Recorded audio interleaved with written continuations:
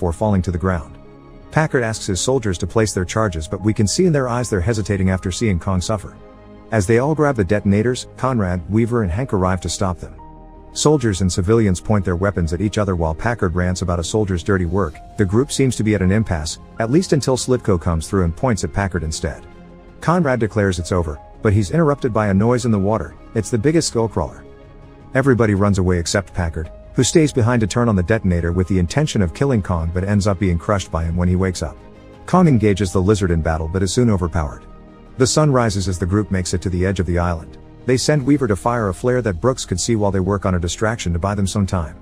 Conrad and the soldiers start running as the skullcrawler begins its chase. Cole decides to stay behind and sacrifice himself with the intention of blowing up his explosives when the lizard comes close enough, but he's pushed away by its tail. The skullcrawler is about to get the rest of the team when Kong makes a reappearance, punching and smashing the lizard as many times as possible while Weaver reaches a high place and fires that flare.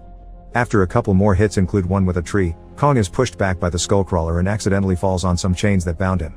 The lizard is about to kill him when the scientists arrive with the boat, shooting their weapons at the skullcrawler while the soldiers climb aboard. Between them and a flare Weaver shoots at its neck. They manage to distract the monster long enough for Kong to free himself from the chains and use one to attack his opponent, hitting the skullcrawler with it before grabbing it and smashing it against the mountain, which causes Weaver to fall in the water. Kong sees her and hurries to knock out the lizard with a few hits before reaching into the water to rescue Weaver. He takes her out just as the skullcrawler makes a comeback, jumping on Kong and grabbing his wrist with his tongue. Kong takes the chance to grab the tongue and kill the skullcrawler by ripping its guts out.